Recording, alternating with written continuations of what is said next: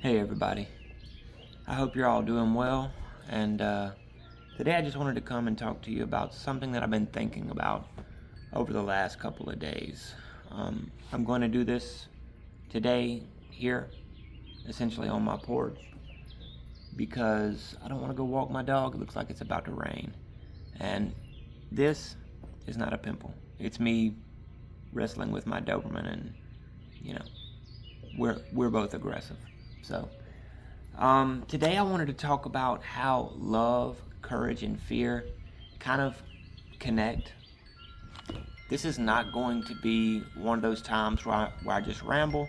This is not going to be one of those times where I, preach a expository sermon or even a categorical sermon or a Bible study. This is just a discussion of Christian ethics and daily living that can be helpful. It may not be because I am going to cherry pick verses here.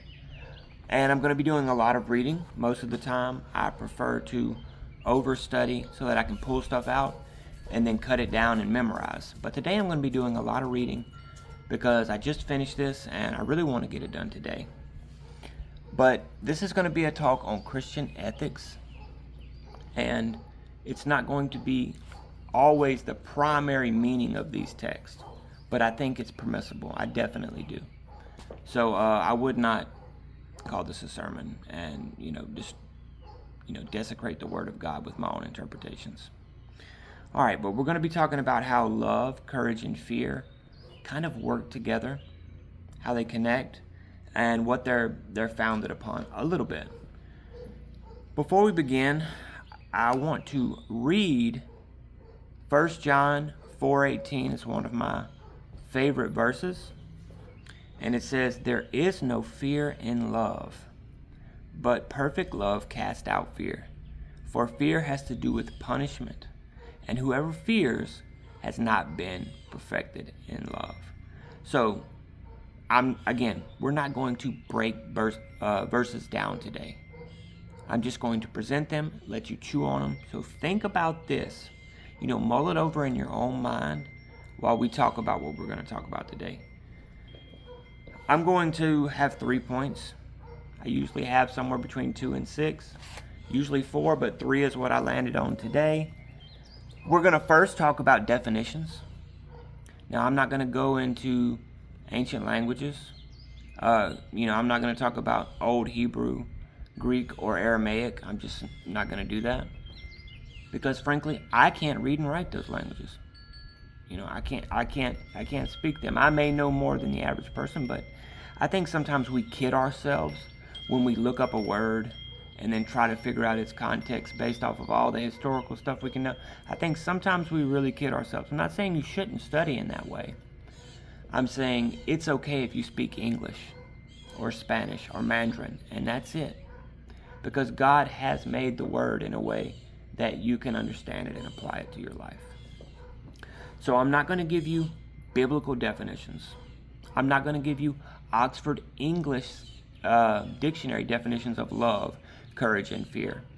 I am going to present to you what I see as modern interpretations that are not good, at least from the Christian perspective. And I'm going to give you examples of ways that I think are permissible to view these words that will be helpful in your daily life and will hopefully allow you to honor God more and love other people more. All right, the second point is how they interact with one another and how they build off of each other at times. Because I definitely think love and courage build off of one another. I really do. And the third thing we're going to talk about is how we can build love and courage. And if you see me roll around a little bit, my dog's laying in the grass. I just want to make sure he stays where he needs to be. Okie dokie. Point number 1, definitions. What is love? What is courage? And what is fear? Again, I'm not going into the technical biblical definitions or the technical English definitions, but some common interpretations and how we can allow the Bible to influence those interpretations. Part 1, thoughts on permissible views of these words with the totality of the Christian story in mind. Number one, what is love? In modern day, I truly believe that a lot of our hyper individualistic culture sees love as passion. They see it as a feeling of immense depth that drives a person in a burning way. All right? I just think that's true. It can be said and seen that you are in love or out of love. That's often said. I don't like that saying, but it is often said. I look like I'm looking sideways. All right, think of the phrase, I love you, but I'm not in love with you. Okay? It is often said people can fall out of love. And again, it is heavily influenced by how you feel. It is not something extremely deep, and people will use it, it is something extremely deep, and people will use words like souls and spirits and whatnot. These phrases will make you think through emotional manipulation that this actually means more than what it is, and that it is actually somehow spiritually true. Soulmates, soul ties, something or other, flame. I don't know. I'm 34, but in my heart I'm 105, so I don't know all the phrases. So forgive me.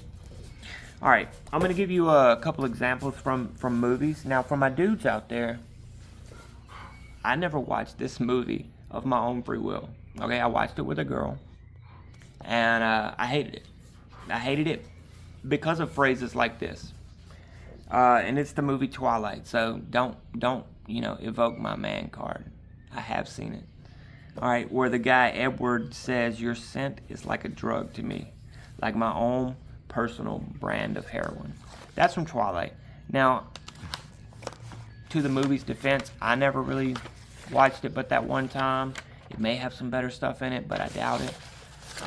Not my thing. All right, but that's what it says. In the Iliad, I've read the Iliad. I actually enjoyed reading the Iliad. Again, I didn't do it of my own free will. I did it in college.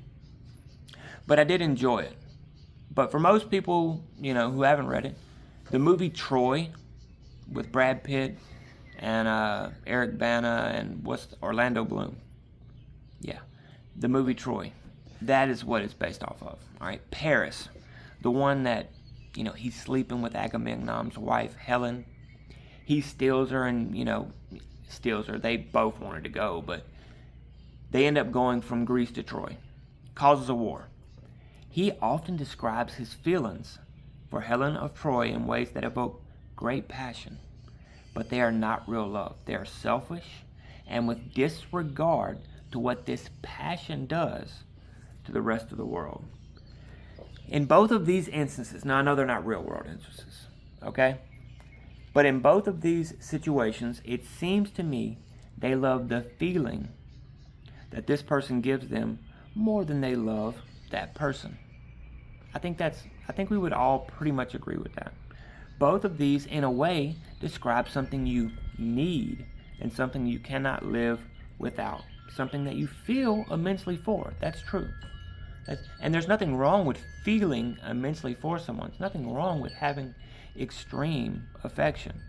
I would say that if you truly do love someone, that affection will grow. But that's not the point of it. But think of this. In what way is that different than food? That feeling of need, that burning desire, how is it different than food? Honestly, in what way is it different than the addiction of chocolate or something that tastes good or drugs or sex or any of these things? How is it different? In reality, it means nothing. It is a chemical reaction. These passionate things are often just chemical reactions. That's really what they are. You may say I'm taking away the magic, but it is actually these ways that remove the magic from love. They really have. All right? It is a materialistic, transactional form of passion that may not be seen as transactional on the surface, but it is based off of what they or it does for you in terms of how you feel emotionally. Okay? That's just the way I see it. I think that to be very true. But again, today's just a talk on ethics, and we'll get to some more scriptures here in a minute. But how do I think we should view love? All right, this is where we're going to get back to the scriptures. It is a self-sacrificial choice to put others above us, to put their needs above ours, okay? John 15:13, and we're going to go back and read some in John chapter 15. But it says, "Greater love hath no man than this, that someone lay down his life for his friends." All right? But not only lay it down, but live for them day by day. I think oftentimes we automatically assume the greatest thing you could ever do is die for someone. I think that's a misinterpretation of what this verse is saying, and at the very least, it's only taking one half of it. Because before Christ died for us, before his death actually meant anything for us, in order to qualify for it to mean something for us, he had to live for us every single day. He had to live for us every day. All right? So think of it like that. Being willing to die can be the easy part, but live day by day, self-sacrificially putting others ahead of you. That is what it should be about. So before we begin to speak of love, think of this, that Christ laid down his life day by day, not only being willing to die for humanity, but to first be willing to live for them. I'm sorry, I got pollen all over me the other day, and so I'm a little bit sniffly. All right. Now we're going to talk about what is fear. Number 2. Now this is just the first part. We're doing 1, 2, 3 with these definitions. Then we'll get to the second and third part after this. What is fear? Self-explanatory. All right. I'm not going to explain to you modern views on fear. A lot of it, again, is feelings-based, but everybody, it's one of the easiest of the emotions to understand is fear. Everybody knows what it is. It's a tool, but it's one that can be used to paralyze you towards inaction or to cause you to act rashly and push you towards a thing you should not do. Now, the fear of the Lord is different. It's different. I got somebody, looks like they're pulling up in my driveway. No, they're going next door. Okay. The fear of the Lord is more of a reverential awe. Archie, come here. Stay with me. Sorry, I'm talking to my dog. It's more of a reverential awe and respect towards the great power of the universe, similar to our respect to something like 100-foot waves or very strong currents. All right? But with those things, that's impersonal. God's not impersonal. But it's a reverential awe of what they are and what they can do. Okay? Proverbs 9:10. The fear of the Lord is the beginning of wisdom, and the knowledge of the Holy One is insight. All right? Job 28:28. And he said unto man, Behold, the fear of the Lord, that is wisdom, and to turn away from evil is understanding. So this could be seen as a deep respect. It could be seen as awe and reverence to what is true and real and powerful, like 100-foot waves or currents that you simply cannot overcome. Now, y'all give me a second to turn these pages with my crippled hands. All right, think about, and I've talked about this before, the great I am. All right, the fact that God is self-sustaining. At the burning bush, this is how God revealed himself to Moses.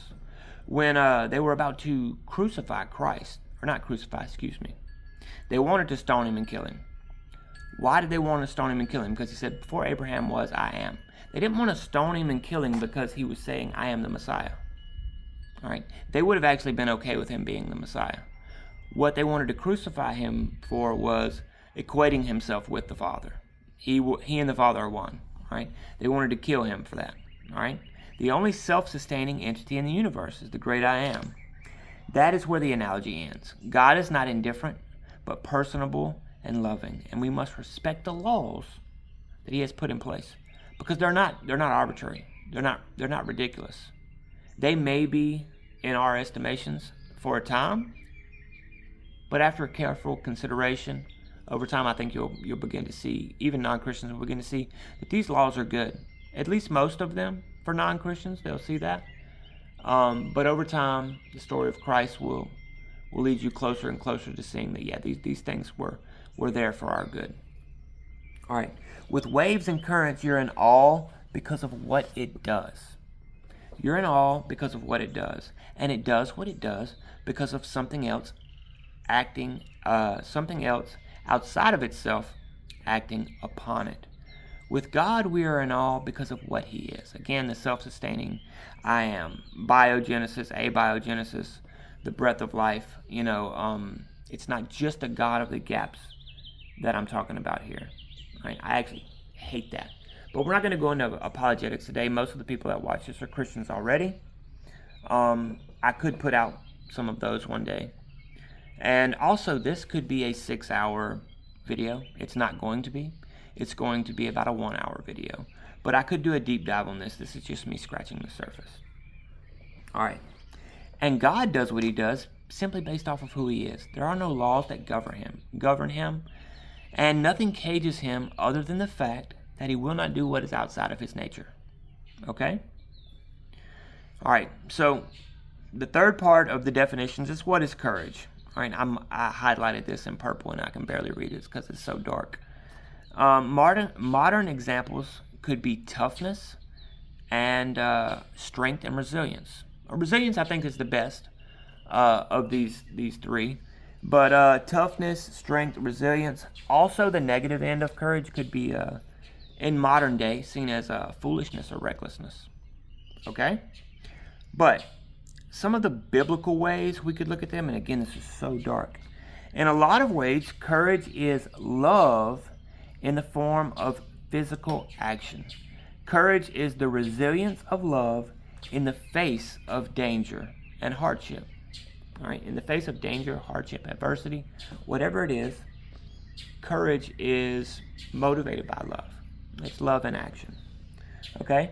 Again, these are not technical definitions, but permissible ways to view them in light of Scripture. So when we get to part 2 and 3, which we're about to do right now, just think of the ways that I say we should kind of view these things. All right. How these three interact with one another. We're going to start with fear. I know we started in a different way with how we lined up love, fear, and then courage, but we're going to start with fear. All right. Fear, the one that can be used or kept for safety, but also acknowledged and ignored, when opportune, according to the purpose, according to the situation. For example, you don't want to completely disregard the goodness of fear, the tool that is fear. Sorry, my neck's hurting. The ability that is fear. Think of the fight or flight response. You want that. It increases your reaction time. Okay? You should fear a bear. But knowing what fear is and being able to think rationally and act rationally at the same time, that is controlling your fear. That is controlling your fear. Bravery and courage are doing what you must or what you should in spite of fear. You cannot be brave without fear. Okay? You can only be indifferent or foolish without fear. And in some ways, fear is a superpower. It really is. Most animals. Most mammals and birds have some form of fear. But in some ways, it's a superpower. But there are negative aspects of fear. There are negative ways in which fear can control you. So if I don't have a conversation of extreme importance, for fear of a minor conflict, I want to say minor here just to stress the point, then I'm being fearful and sinful, in fact. Or if I sleep around because I'm afraid of being alone, or I so desperately need to make others happy in the moment that I don't actually think about their greater good. Or if I will not protect my family because I fear my own life, these are all selfish and hateful things. They're examples of being a coward. They're examples of being a coward, or at least the spirit of being controlled by fear. But as a man, I'm just going to say it's an example of being a coward. Okay? It really is. All right. So again, if you don't go to a job interview because you're so nervous, if you struggle and you stumble in that job interview because you're so nervous, just calm down, man. Just calm down. I know, you can't say that. People can't just calm down. Take your time, work through the fear, and we'll talk about how you can practice through the fear, and you can become calm in an uncalm environment. That's a Teddy Atlas saying. I don't want to steal it from him. But yeah, if you're mean and defensive when you should be nice for fear of being hurt, you're being a coward.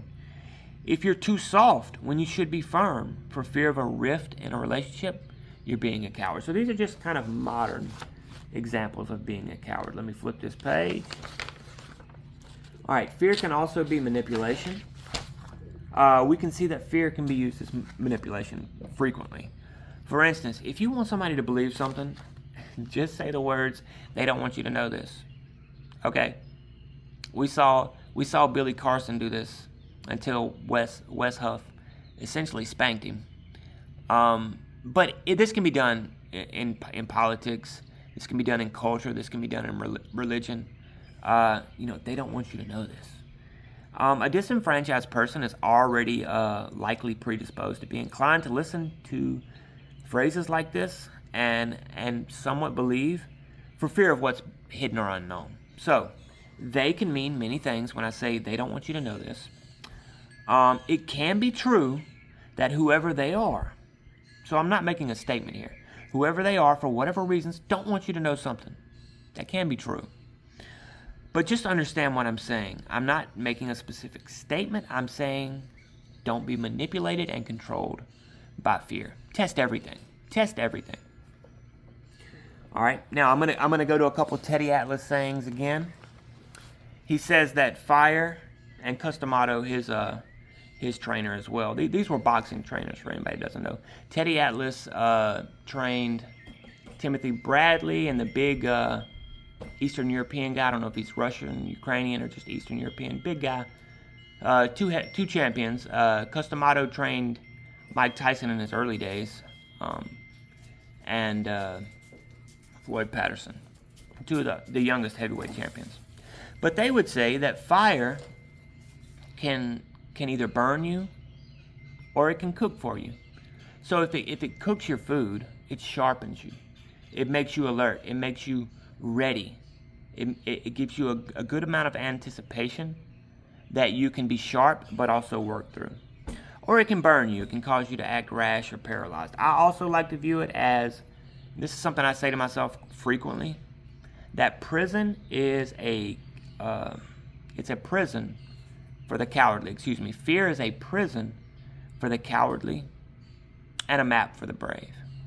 It's a prison for the cowardly and a map for the brave. The very same fear can be conquered to bring about good, or it control you. It can control you, much like sin.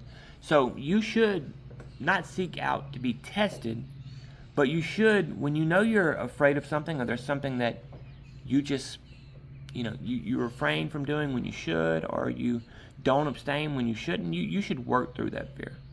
It should be the map towards what you should work towards. All right? But it can also be a prison. All right? It can control you. As 1 Corinthians 9:27 says, "But I discipline my body and keep it under control, lest after preaching to others, I myself should be disqualified." And this verse hits home to me. I'm not a pastor, okay? I'm not qualified to be a pastor in my eyes. I'm not. And I will often just almost hide out when I know I'm in sin, because I do take this very seriously. But yeah, don't be controlled by fear. Don't be controlled by fear. John 8:34, Jesus answered them, "Truly, truly, I say unto you, everyone who practices sin is a slave to sin." All right? This conquering of fear is an ongoing work. It's a work that you have to take step towards. Okay? So often in the Christian life, we make the mistake of thinking, we say the words like this. It's not a mistake, but I think it's an over-focus on this and not enough focus on personal work. We talk about deliverance. We talk about relying on God. These are two things that 100% can happen, and you should rely on God. You can be miraculously delivered from something, and you should rely on God. But there should be a practical plan in place for you to conquer your fears. There should be a disciplined nature and a structure that you work within. when opportune. I'm not telling you to be rigid, but I'm telling you working towards things is not sinful, guys. It's a good thing. All right, so these are good things, but we got to remember, it's also true that most of Christian life is an acknowledgement of God, motivated by His love to do good. It is a work. It is a work. Not that we earn God's, acceptance or salvation, but there is a work to be done in Christianity. I'm going to give you some biblical examples of how fear leads to evil. All right. Now, this is not Yoda's, fear leads to this, blah, blah, blah, blah, blah, it leads to hate, suffering. This is not what this is about. That's a very Buddhist way of looking at it. Sorry. My wheelchair was stuck on something. I got to turn to 1 Samuel 15. Now, again, I'm reading a lot today. I'm not, memorizing anything. But this is just a trick that speakers and preachers do when they have everything memorized in segments. They'll have certain of the scriptures like in their paper or just memorized, and then they'll turn to the one so they have time to refresh their brain. All right, so that's just nothing wrong with that. You should be prepared. But that's what I do. I'll have 3 or 4 different times I read passages, and that's to help me restart my memorization. All right, 1 Samuel 15, I'm going to read verses 22 through 24. You've heard this before. And Samuel said, by the way, before I read this, this is when Saul was supposed to kill King Agag and sacrifice all the livestock, and he didn't. He killed all the poor little, soldiers or whatever. I mean, there's a time and place to talk about the apologetics of these things, but he did the thing that you would think would be hard, but he kept the king alive. All right? And it was very simple in the eyes of, obviously it was very simple because God told him not to. And Samuel was about to come and be like, hey, you shouldn't have done that. So this is just kind of the backstory of what's going on. Got a little fuzz on me. All right, and Samuel said, has the Lord as great a delight in burnt offerings and sacrifices as in obeying the voice of the Lord? Behold, to obey is better than sacrifice, and to listen than the fat of rams. For rebellion is as the sin of divination, and presumption is as iniquity and idolatry. Because you have rejected the word of the Lord, he has also rejected you from being king. Saul said to Samuel, I have sinned, for I have transgressed the commandment of the Lord and your words, because I feared the people and obeyed their voice. So his rebellion was caused by fear. It was motivated by fear. All right? So that's the first thing we see in verse 24. But in 22 and 23, it talks about, to obey is better than sacrifice. All right? Let's think about this for a second. If you fear, or if you, in fear presume to know more than God or rebel, if you presume to know what will take that fear away from you, what would take that feeling away, a lot of this is wanting to not deal with the feeling. So people either become indifferent to the feeling and just discard it, which is not good, or they hide from it, right? But you need that feeling and then work through it. That is true courage. But anyways, if you decide to rebel or presume to know better, or if you presume to know what will take away that fear, if you decide to make something right in a way that God won't or did not allow, you are being an idolater of yourself. That is essentially what Saul was doing. He was being an idolater of himself, either in intelligence or power, thinking that we're smarter or stronger, or in desire and self-preservation, just being greedy and not wanting to suffer hardship or die or whatever. By the way, the fear of death is an okay thing. It's a good thing. But why do I believe he feared? I believe he feared because of lack of relationship. Now, I don't necessarily love the phrase, it's a relationship, not a religion, and I could get into that one day because I think it's overused. But this is definitely why Saul feared, in my opinion. All right, if you look, and I've done this before for other sermons, I couldn't find a time when Saul said, the Lord my God. Couldn't find it. When he's talking to Samuel, he almost always says, the Lord your God. Now, I'm not saying it's not in there, because I didn't check it again for this time, and I don't want to be caught lying. But he almost always says, and this is true, the Lord your God.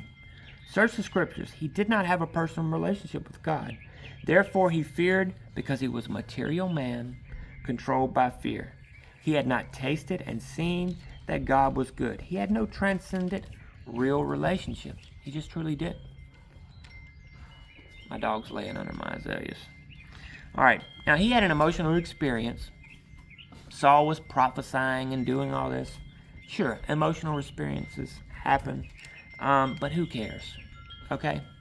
I don't care what kind of emotional experience I have or you have. It doesn't. If that helps you to stay on track with God, to remember it, sure. But don't put a lot of stock into it. I wouldn't. But he feared, regardless of him prophesying and doing all this in earlier times. Okay, turn this page. All right, I also want to read. I'm kind of going to let this speak for itself. I'm going to focus on King Saul for a minute. Very interesting character. Sorry. My dog can open doors. I was trying to let him know not to go inside. Hey, no. All right, 1 Samuel 18, 7 through 12.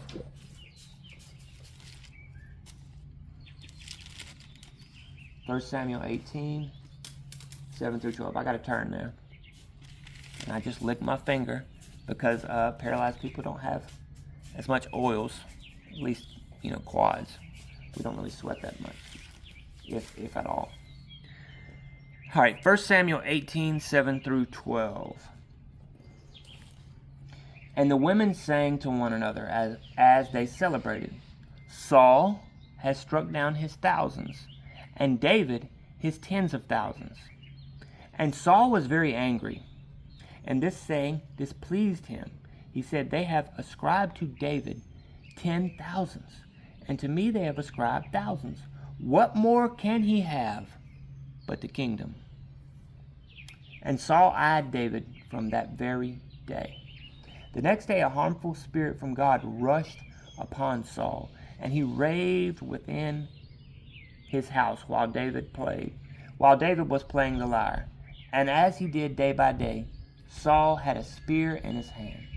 And Saul hurled the spear, for he thought, I will pin David to the wall. But David evaded him twice. Verse 12, Saul was afraid of David. Because the Lord was with him, but had departed from Saul. So I'm going to let that speak for itself. All right? No commentary. But just realize that this mirrors the courage of David. All right? So sandwiched between these two chapters that I just read was David and Goliath. All right? I'm not going to read from David and Goliath, but everybody knows that story. Non-Christians know that story. I would venture to say of people that have contact with media or stories, I would say in the Western world, even amongst non-Christians, 90% of the people have heard it. All right, and even in the non-Western world, I would bump those numbers up to like 80. Anyways, do you think that David didn't fear Goliath? David had fear of Goliath. He did. He had fear of the lion and the bears that he killed beforehand when he was a shepherd. If one of the scariest moments of my life was when I was about 11. I was walking to my grandmama's, and there was a stretch of road that for a quarter mile in both directions, close to a quarter mile in both directions, it was a half-mile stretch, I bet. There was no houses. And I saw two baby bears running away from me in the woods, and it looked like a tornado had touched down. A lot of trees were falling, so I could see far in the woods. And I couldn't see the mama. I was scared to death. So David was scared to death of these lions and bears, I can almost assure you. You think God made David without the great gift of fear? It's unlikely. I mean, some people have more emotion than others. Some people have a little. Some people have more fear than others. Some people have a little. Some people are made psychopathic. That doesn't make them bad. It's just a disability, to be honest with you. So some people are psychopathic. That means they are disabled, just like me. All right? Being paralyzed doesn't make me lazy. It makes me disabled. But neither is an excuse, all right? We can still do right. The psychopath can work, and I can work to do what's right. They can work on understanding how to interact with the world. I can work on not being lazy and not allowing my paralysis to control my life. Neither is an excuse. We just may have it harder in some ways, and in fact easier in some ways. In some ways, being a psychopath, and in some ways I'm not a psychopath, by the way, but in some ways being paralyzed can make some things actually easier. Very few. Most things are harder. But whether or not you have a lot of fear or not, you can still have courage. All right? And remember, if you don't have fear, it's a little bit of a disability. All right? It's a little bit of a disability. And that's okay. That's okay. But I want you to see that David had to practice. He had to practice. He had the lion. He had the bear. I'm sure he had some wolves before this. Also, there were lions all over the Middle East at this time. There were lions in much of southern Europe, to my knowledge, and the lions extended much further east than they do now. In fact, lions aren't even really in the Sahara at all. Some parts of it. I mean, don't take that as gospel. They are in some parts, but the Sahara almost cuts off lions nowadays. They used to be all over the Sahara as well, at least in a greater extent. So, David confronted his fear. All right? These things are about not only knowledge, but even more so practice. David confronted his fear of the lion and bear because of his love for the sheep. And this is where we're going to start getting to the love, all right? This is where we're going to start getting to the courage. He confronted them because of his love for the sheep. Saul cowered from Goliath. Saul was the tallest dude around, for the most part. Saul was a big guy. All right, Saul was the one that was, in terms of humans, he was the guy to do it. All right, but he cowered in front of Goliath because Goliath was greater than him. I'm going to be real with you. I'm going to stop what I'm reading right now. If you don't have love in your heart, then you're going to be afraid of what's greater than you. Look at even professional fighters. There are some professional fighters that carry so much of an aura about them that when they finally lose and meet something greater than them, they become cowards. Now, not all of them. I'm not here to talk about professional fighters. It's my favorite sport. But some people are unable to conquer what's greater than them, and they're always used to being the baddest, and that's a problem, all right? But Saul cowered because of his fear of the people. In the matter of King Agag, and all the way into the point way back when he was anointed king, he was hiding from his duty. David loved God and would not allow the giant to defy God and his countrymen. So David loved his people. All right, he loved God, and that's what caused him to fight so hard. All right, another parallel that I think works even better is the parallel between John and Peter, especially when Christ was about to be crucified. Before I really get into this parallel, who do you think's tougher? Just be real. Do you think John's tougher or Peter? The older, more gruff Peter, or the young and gentle John? Then let me ask you this. Who betrayed Jesus 3 times? And who was the one that stuck by him and was close by when he was being judged? All right? It was John, and not because John was tougher. I would assume John had a level of toughness to him, but just based off of context, I would assume Peter was probably the tougher guy. But Peter was the coward, and John was the strong one, all right? It was Peter who acted as the coward. It was Peter who acted as the punk, because he did not allow love to dominate his innermost desires, and therefore dominate himself. Because of this, he was controlled by fear and pride, instead of controlling fear and pride. So you can either fear God and love him, or you can rebel against him. But when you rebel, you'll be controlled by fear in another way. You really will. Sorry, I popped my neck. If you want to be free, submit your life to God. If you want to live, die to yourself. But if you want to die, decide to live as you want. If you want to have the strength to rebel against true tyranny, then serve God. That's a big point here. But if you are somebody who wants to rebel towards God, you will be in fear of what is stronger than you, and you will fall into a tortured and cowardly line. You just will. You're going to be a slave to something. You really are. And if you're a slave to God, you're free, because there is also freedom in Christ. But if you have nothing greater than yourself within you, what is greater than you will make you wilt. It's just true. All right, I'm going to give you some modern or allegorical examples of how fear leads to evil. All right? Blackmail rings. Talked about it before. They're all the rage these days. Blackmail rings. And I'm not going to go into specifics there, but yeah. There's some people that need to be prosecuted. All right, so some of the greatest evils are not committed by strong people, but by cowards who will not face the music. It's just true, just true. So many people are afraid to endure pain that they will betray those they say they love. Very true, very true. So many people are afraid to not have what they think they need that they will take it from others. Now this is a harsh word I'm about to say. I would tell you, some people say never trust a thief. Some people say never trust this person. I'll tell you right now, never trust a coward.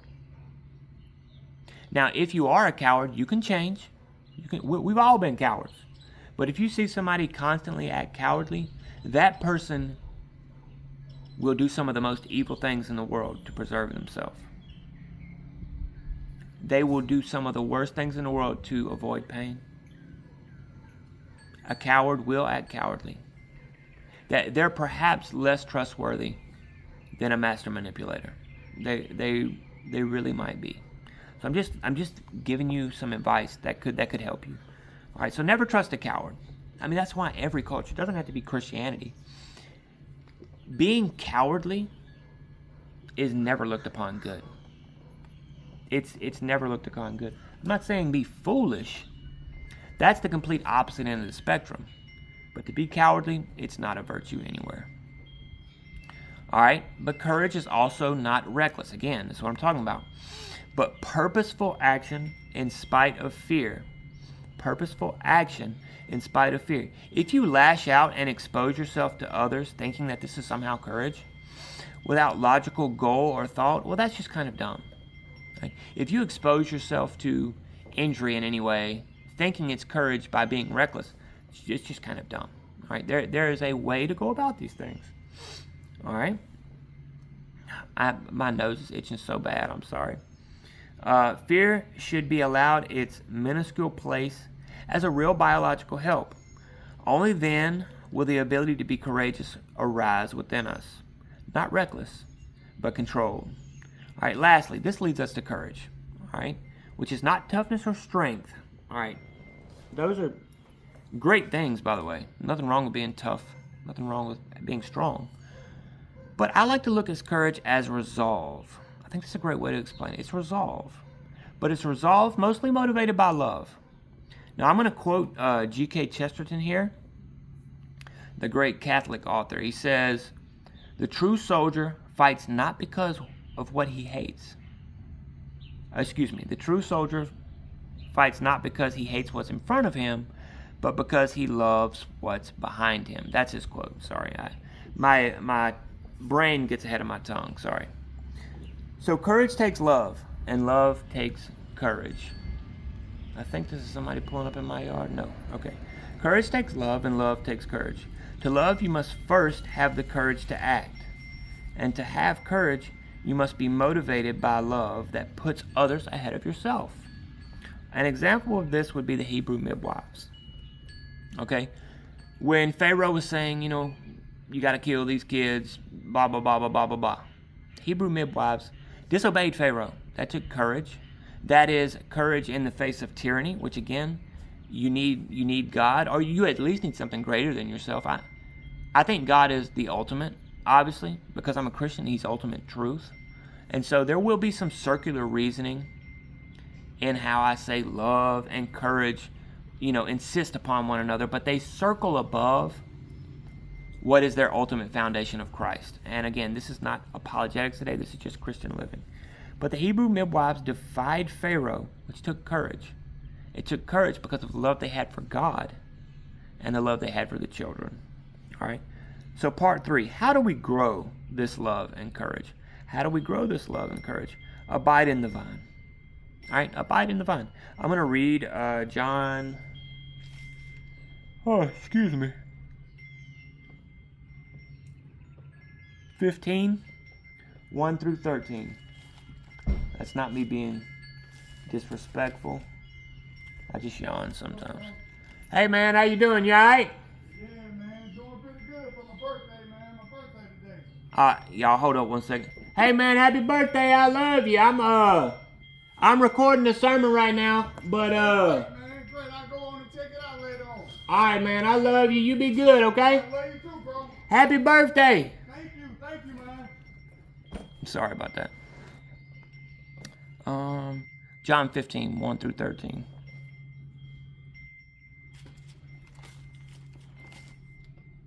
Oh, it's going to take me a second to turn here. I usually have pencils in the right places, but I dropped it on my way out here. I didn't want to be inside. Whenever I can, I don't want to be inside. All right, 15, 1 through 13. I'm there. Sorry about that. And again, I'm going to let most of this speak for itself. I am the true vine, and my Father is the vine dresser. Every branch in me that does not bear fruit, he takes away. And every branch that does bear fruit, he prunes, that it may bear more fruit. Already you are clean because of the word that I have spoken to you. Abide in me, and I in you, as the branch cannot bear fruit by itself, unless it abides in the vine.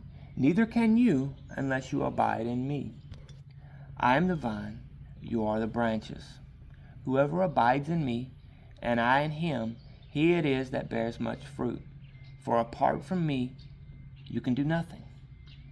If anyone does not abide in me, he is thrown away like a branch and withers. And the branches are gathered and thrown into the fire and burned. If you abide in me, and my words abide in you, ask whatever you wish, and it will be done for you. By this my Father is glorified, that you bear much fruit, and so prove to be my disciples. As the Father has loved me, so have I loved you. Abide in my love. If you keep my commandments, you will abide in my love, just as I have kept my Father's commandments, and abide in his love.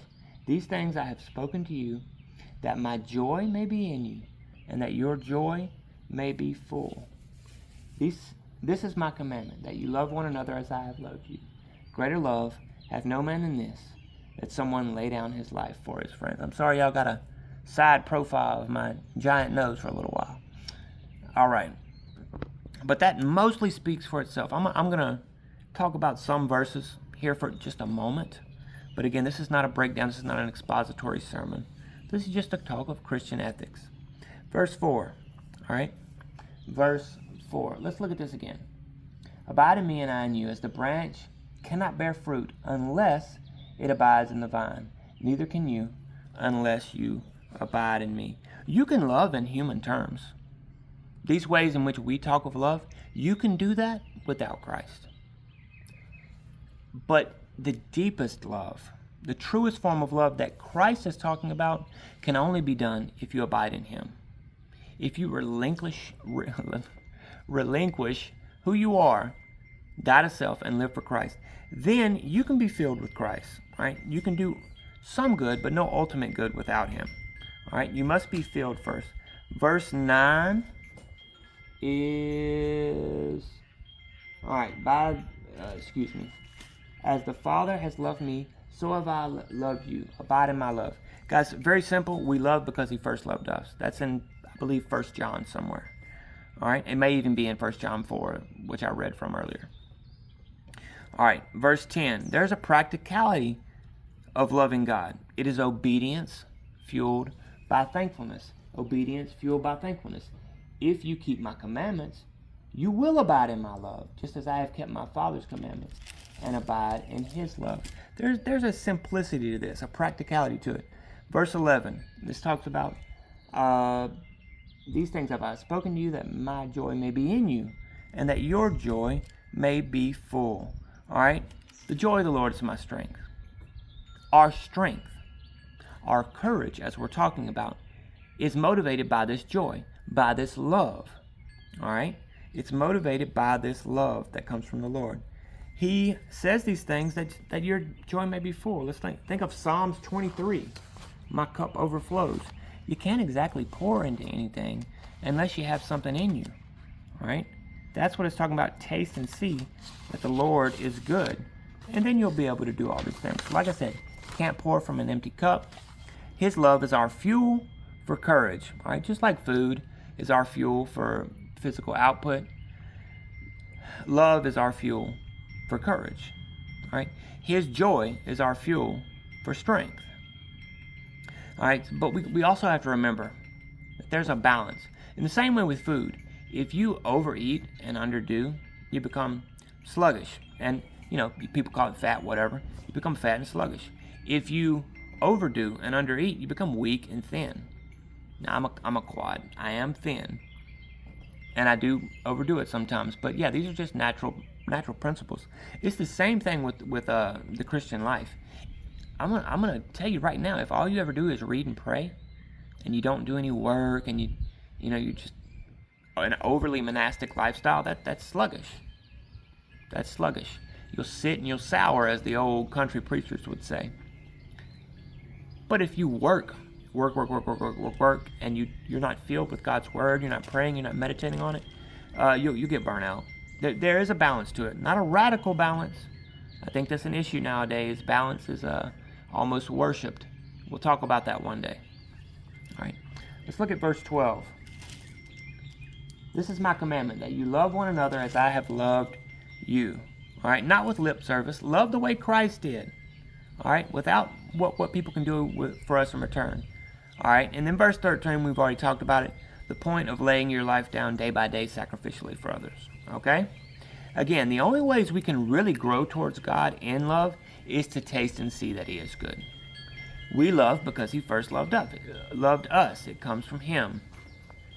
I could explain the chemical reaction of honey on the tongue. All right. Not that I could actually do that, but scientists could.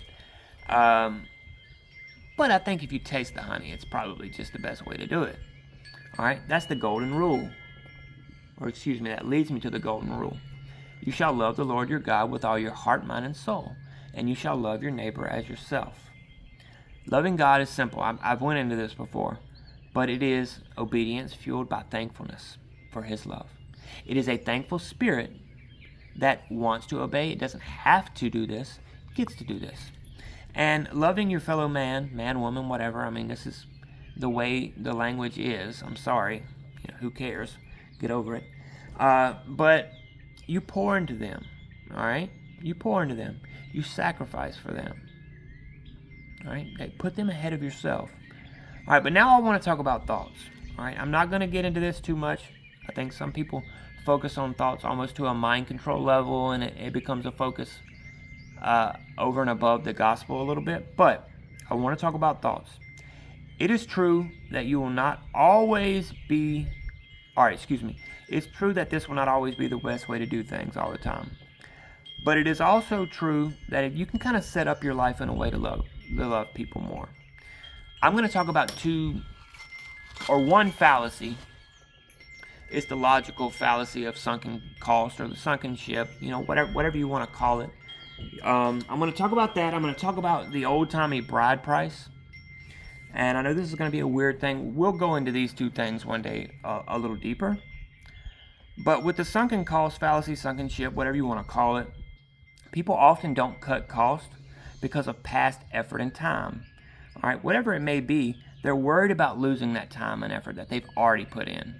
And this is usually when they should just go ahead and hey, I got to cut my losses and go. All right? So, that's a fallacy. You shouldn't do it. But just hear me out for a second, okay? I would like to suggest that There is something to paying up front that can set the tone. It's a sacrifice of time. The bride price is what I'm talking about when people would come and they would pay the father this or that. And I'm not saying we should go around paying for our wives. Okay, I was married. I didn't purchase my wife. I was the head of the household, but in God's eyes, we are equals. Like, these are also roles we can talk about one day. But there's something about putting in effort up front to improve yourself before you get married. Something about putting in effort up front with anything that will really help you love that thing more. So I would like to suggest if you sacrifice time and effort for the people you love before you feel like it. Before you feel like it, you will slowly feel like it more and more over time. Because honestly, if you ask anybody who's into working out, right, doesn't look like it. I love to work out. They don't like it at first. A lot of them really don't, except for the crazy people like me. I always loved it. But they put time and effort into it, and psychologically they learn to love it. They learn to love it. If you choose, not by necessity, don't go over there, but out of your own free will to continually put in time and effort into something, you'll likely end up either liking it or loving it to some degree, or at least having some more natural affection to it. That's okay. It's okay, because you do actually want to build these passionate feelings. Right? There's nothing wrong with them. They're actually a good thing, but they're not the main thing. Okay, so do this, and you will learn to love them more. Put time and effort into things you don't want to do. If you want to love somebody more, just put time and effort into them. All right, as long as you're thankful to God and you don't hold on to resentment. If you put time and effort into somebody and you're not thankful to God and you hold on to resentment and you're going to remember things, then yeah, you're setting yourself up for more failure than if you just ignored it. Okay? Real deal. That's how it goes. All right? So, there's a caveat here. This doesn't mean coddling. All right? I'm not talking about coddling people. I got some dark highlighter again. It's going to be hard to read. All right. This doesn't mean coddling. This love doesn't mean allowing things that are abhorrent. It just doesn't. All right? If you treat it in this way, allowing people to step all over you, then you are not really pouring into them. You are once again living in fear of conflict, and therefore you're hating the greater good of those people by sacrificing for their temporary pleasure or comfort. So, the sunken cost, sunken ship, whatever you want to call it, it is a fallacy, a logical fallacy. But it is a psychological tool. Understand what I'm saying. This is not talking about doing something that's a lie. This is talking about using something, understanding how your psychology works. All right? Don't do it as mind control, but as a tool for service until you have the desire and ability to do the same thing with more purity. So basically what I'm saying is do good anyways. And most fallacies, just like most heresies, have an inkling of truth. Right? Even the worst heresies have an inkling of truth. Even the worst fallacies have some sort of truth, or else why would people believe them? Why would people be tricked by them? They're in some way believable. So again, we're not going to get technical with theology today, but this is why theology is important. Because it helps you work through these heresies with clear definitions. And I think heresies, oftentimes in the long run, if we can stay true as a church, can make the church stronger. It can provide more clarity to the gospel and the daily living of Christ, and living in Christ, So remember, as I said before, emotions are tools. If you know that psychologically you can get yourself to a good state, if it's for a good reason, do it. But if it is for a poor reason, recognize that it's a fallacy and discard it. For it is not a lie to say, if I put effort into something, I will care for it more. It is, however, a lie and a hatred of God to say, if I put effort into something, I cannot give it up for God because I will lose something. Do you not know that God can cover your loss? He can. Do you not know that you should be willing to suffer infinite loss for God? As Paul said, I wish I could be accursed for my brothers. If you have the love of God, you could be in hell, and it would be heaven. If the love of God is within you, I probably need to set this up to where I can look up next time and read. If the love of God is in you, you could be in hell, and it would feel like heaven. If you do not have the love of God, the presence of God in heaven would be hell. It would be a terrible burning, For we cannot see the face of God and live. All right? It is a play on something deeper and more true. Again, this love and courage interacting with one another can sound circular, but it's based off of the what is it in First Colossians? I think it's in First Colossians that all things hold together in Christ. This is all based off of the ultimate reality of Christ. That's the foundations for these things circling above it and being built upon it. All right? So I would tell you not to think of love and courage as competing. All right? I don't think they're competing. All right? I would tell you not even to think of them as individual parts of a whole, though that is acceptable and fine and probably even right in some ways. But for the purposes of just daily Christian practical living, I would say as a married one. See them as a married one, working together.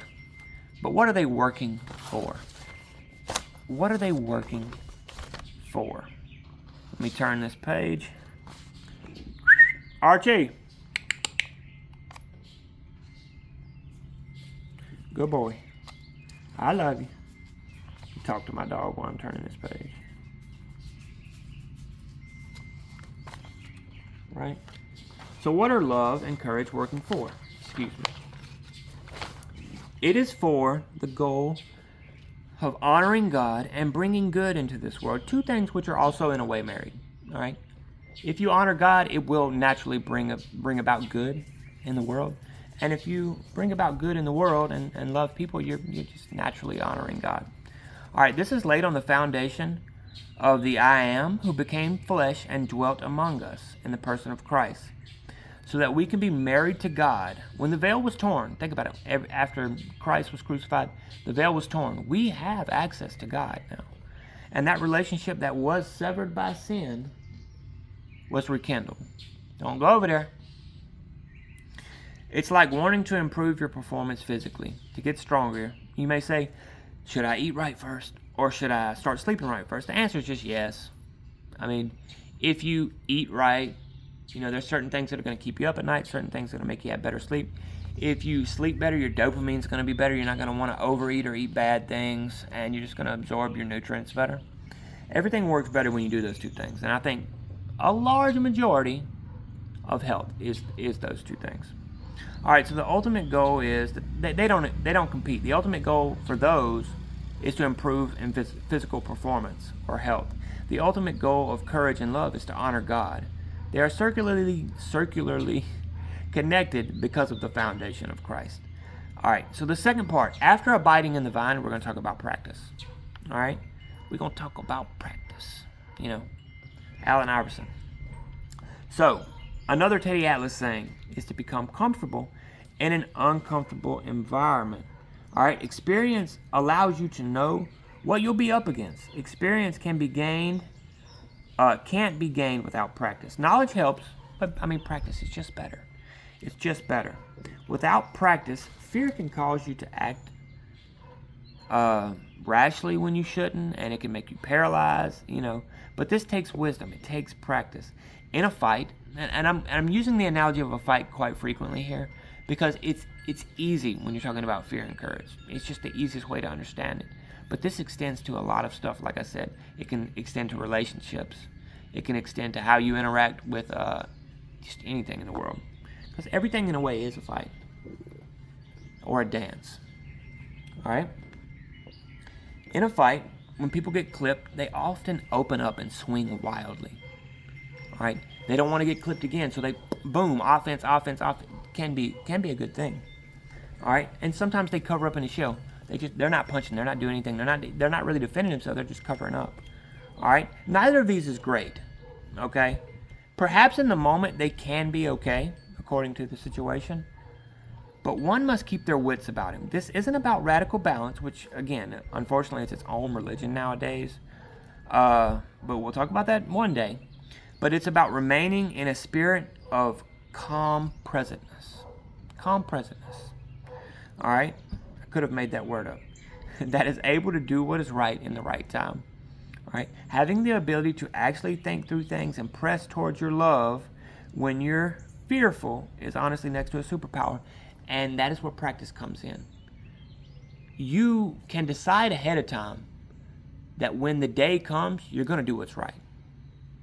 Say, I'm going to do what's right. I'm going to do what's right. If you love your family enough, you don't have to, you can decide ahead of time to do this. But for some smaller things, you may end up being fearful because you haven't practiced. All right? It ultimately comes down to, do you love them? Do you love God? Because if you act as a coward, I would go so far as to say, not saying this is true, that not only are you being a coward, you're hating God. And you're at least loving something more than Him. Not only are you being a coward, you're hating your family. Or you're at least loving something, probably your own self-preservation or other ideas, above them. At least in that moment. If you cheat on your wife, you can say all day you love her. In that moment, you are not loving her. In that moment, you love something else more than her. That doesn't necessarily mean you love another woman more. I think a lot of times when people do something like that, or any of these cowardly actions, what they're doing is they're loving themselves and elevating themselves above the other person. In my book, I have a small thing at the end where people are fighting over something. And it's not that they love an object more. It's that they love themselves and their own desire more than the other person. All right? So let's go back to David and Goliath. All right? He had practice protecting the sheep from lions and bears. All right? He had practice with these things. Turn this page. I'm almost done, you guys. Probably got about 5 or 10 more minutes. All right? He had practice. 10 more minutes, I'd say. All right? Sorry. You done flipping the page? All right, this practice gave him the skills and experience to execute what was spurred on to do by courage and love. All right, he acted courageously, but that practice helped. If you want to have more love and courage, I say abide in the vine, but also practice love and courage. Practice. Confront your fears. Love when you know you should. Okay? All right, think of something in your life that absolutely made you fear beyond belief. And again, some of us feel more fear than others. Before every football game I ever had, I was sweating bullets. I was scared to death. People didn't know that. They thought I was this big, strong dude. If I knew I had to get in a fist fight with somebody, by the way, don't get in fist fights. This is all when I was a kid. If I was about to get in a fist fight with somebody, I was scared to death. I was scared to death. And I was pretty good at it. But I was always scared. But if there's anything that you fear, and we don't have to talk about fights here, and you stepped up and did it, the more and more you did it, the easier it becomes. I'm not saying you lose the fear, but you become more comfortable with it. You become comfortable in an uncomfortable environment. They say once you cheat, it just becomes easier. Once you become a coward, once you act cowardly, it's the same way. It's easier to be a coward. When you act brave, it's easier to be brave. Guys, we can change. We can be more brave. But you have the power to stop and be courageous. Practice your courage. Confront your fears. Practice, practice, practice. You're not going to do it perfectly at first. Probably never going to do it perfectly. But you will get better. You'll get more comfortable. Get more used to it. You'll fight through that feeling. Because it's just a feeling at the end of the day. If you're acting on your feelings all the time, don't do that. I mean, if they help you to have strength in a moment, if they help you to achieve an ultimate goal, again, they're tools. You can use them. But don't be controlled by them. Don't use a hammer when you should use a screwdriver. And remember, you cannot love God who you have seen and hate your brother who you have. Keep it simple. I mean, John 15. You got to love other people. Don't try to be the deepest person in the world. I get annoyed with that. All right? Don't try to discover all the secrets. Study hard. Study hard. Show yourself, to be worthy. But you're not going to figure out everything. You're not. You're not the first person to have this thought. Whatever this thought is that you think, this is original. Or, whatever thing you think is a revelation from God. I'm not big on that either. But I do believe God speaks to people. I'm not a cessationist. But I'll never say, the Lord told me something. As much as I believe He has, I'll never say it. Because I believe it's for good or bad reasons, not always the best thing to say. So make a practice of righteousness, all right? Make a practice of confession, not just to God, but to people who will hold you accountable, all right? Make a practice of owning up to your sins. This is something I wish more Protestants did. Confession. The Lutherans will do it. I think that's great. But we need to at least be confessing to not just people who, oh man, it's okay. People who will hold us accountable, right? We need to be doing that, right? Make a practice of doing things you know you should. Think about the verse, the wicked flee when no one pursues, but the righteous are as bold as lions. All right, in my personal life, I know for a fact when my conscience is the most guilty or when I'm hiding something, I'm weak. I have no true ability to fight or do good. But when I have love in my heart, that love has compelled me to follow God and keep His commandments, keep His ways, and to be strong no matter what. Even if you're thought of as low, even if you're thought of as evil, when you have the love of God in your heart, it doesn't matter. It doesn't matter what people think of you. But when I'm compromised, I'm weak. Even when the world thinks highly of me. And I'm someone that, I don't know, people do this thing with people that have some sort of hardship, whether they're paralyzed or blind or what. People just think highly of you if you do normal things.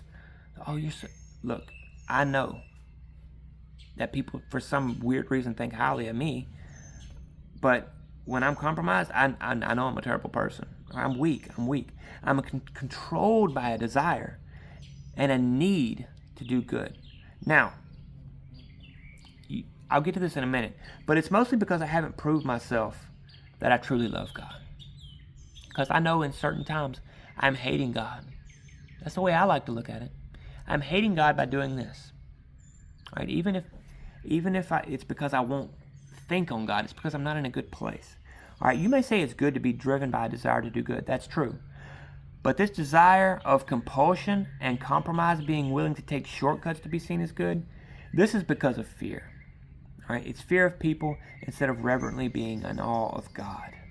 It is not motivated by love, but by fear. And, the wicked flee when no one pursues and the righteous are as bold as lions. This always makes me think about True Grit, the movie. I've only ever seen the new one, but it's great. That story is about Maddie, by the way, the little girl. That story is about her. Rooster Cogburn is one of the coolest, most gritty dudes there is. But the story was about her being full of grit and bravery, even more than him.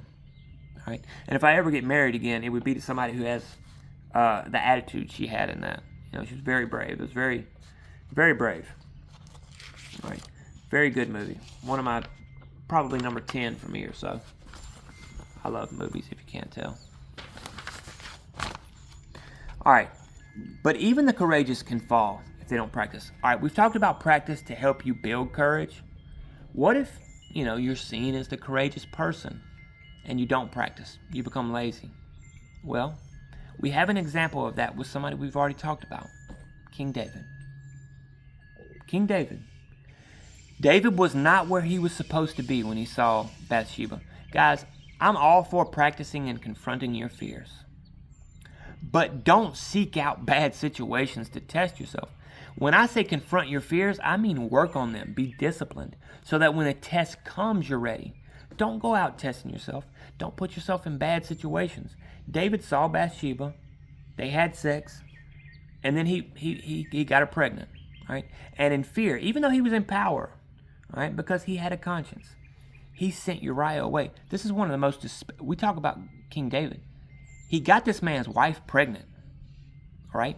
Got her pregnant, and then this dude, honorable as he was, he called him back because he wanted Uriah to sleep with his wife so that he could think, oh, I'm the one got her pregnant. She wasn't showing yet. But Uriah's like, no, I'm not finna sleep with my wife when my boys is out there fighting, So David sends him back out to the front lines. He tells his commander, put him where the fighting is the hardest. Right? So David kills this dude.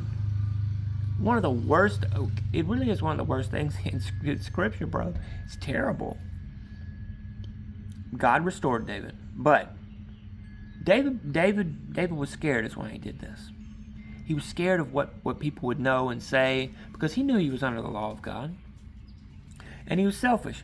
But Nathan was righteous. The prophet Nathan, not Nathan, like from, what is it, jerk? The prophet Nathan came before the king, who could have killed him. Nathan said, hey man, you're doing wrong. So even the brave King David was a coward. But Nathan, who was righteous, in human terms, had the ability to come before King David, who could have killed him, and be like, hey, this is what God says you need to do. All right? So if you think you're strong or courageous, you still need practice. Because first of all, you're not strong and courageous. Not in relation to, what you should be. So everybody needs practice. So for the 10th time, if you want to have courage, don't hide things. Don't hide. I can think of me being a coward just yesterday. And for that very reason, I didn't want to make this video. I said, I got to wait 3 or 4 days and fast and pray. Because I was a coward. I'm like, I'm unworthy to make this video. Very true. Very true. But admit your wrongdoings. Don't hide from things. Fess up to it. Fess up to it. Own who you are. Know your strengths. Know your weaknesses. Don't, however, because this is supposed to lead you towards repentance. Don't wallow in it.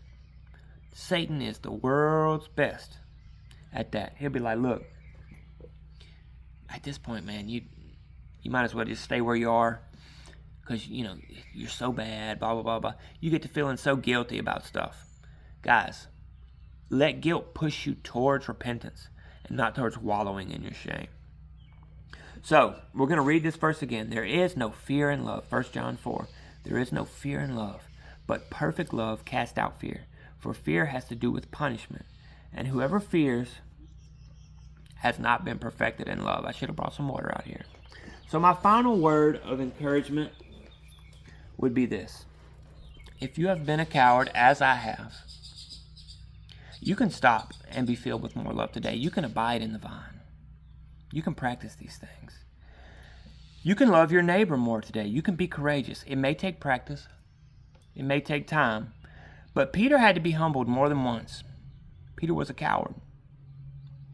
The tough Peter was a coward. But look at the courage of his later life. I'm not going to tell you how he died. You can look that up on your own. I want to give you guys some stuff to look at. Look up how Peter died. Most of you probably already know. All right? Remember, the Christian life, it's not fatalism. It's not destiny. Okay? If you've been a coward, who cares? Be a man, be a woman, whichever one you are. But own up to it, man. Quit being a punk. Quit being a coward. You can do it. Fill yourself with the love of God. Love other people. Be courageous. You can do it, man. You really can. Man or woman, I don't care, whatever. Let me look. You may have... All right. Remember, the Christian life is not fatalism or destiny. You may have a chemical makeup or a past experience that does affect you. In a way, that does make you up. Your chemical makeup and your past experience does make you up to an extent. But only to an extent. The greatest decisions you'll ever make will be the ones you make for good in spite of your nature. All right? If we are only physical makeup and past experiences, then we could not be applauded for anything good we do. We could not be condemned for anything bad we do. But I believe everyone kind of knows that's foolish. At least people that don't get so philosophical that they end up being illogical. Okay? A person's spirit can affect the decisions they make. So I would encourage you, within your own spirit, to work towards good, to work towards love, to work towards courage, because it can be done. All right? Force what is in your conscience onto your subconscious. Rewire yourself. Now, I'm not talking about mind control. I'm talking about habitually forcing what you know to be good consciously onto your subconscious so that you can be brave without even knowing it. All right? So we're going to read John 21, 15 through 19. I know this is a longer one, but some of you guys, you can watch this over 3 days if you want. All right? John 21, 15 through 19. This is kind of to show you the love that fueled Peter to be courageous in his later life, 15 through 19. This is after Christ was resurrected, after they ate the fish and everything. Oh, excuse me. When they had finished breakfast, Jesus said to Peter, "Simon, son of John, do you love me more than these?" He said to him, "Yes, Lord, you know that I love you." He said to him, "Feed my lambs." He said to him a second time, "Simon, son of John, do you love me?" He said to him, "Yes, Lord, you know that I love you." He said to him, "Tend my sheep." Love God, love people. He said to him a third time, "Simon, son of John, do you love me?" Peter was grieved because he said to him the third time, "Do you love me?" And he said to him, "Lord, you know everything. You know that I love you." Jesus said to him, "Feed my sheep. Truly, truly, I say unto you, when you were young, you used to dress yourself and walk wherever you wanted. But when you are old, you will stretch out your hands, and another will dress you and carry you where you do not want to go." This he said to show by what kind of death he was to glorify God. After this saying, he said, "Follow me." Excuse me. So you can see there it talks about the death of Peter. But go look up what it was. All right? All right. So, a recap. I think love is self-sacrificially putting others ahead of yourself. Courage is that love in action. It is often motivated by love. All right? In order to love, we have to first have the courage to be hurt. And in order to have courage, we have to first have the love that's willing to be hurt. All right? So, courage is action. Love is action. Fear is a tool, not to be completely discarded, used when necessary, all right, to sharpen us. But all three of these are for the ultimate goal of honoring God and loving people. I think the bottom is about to fall out within 5 minutes. The wind just picked up. So I'm going to try to go inside in a minute. All right? The best way to grow in love and courage is to taste and see that God is good. Very simple. Taste and see that God is good. Remember what he's done. Remind yourself of things. Guys, look.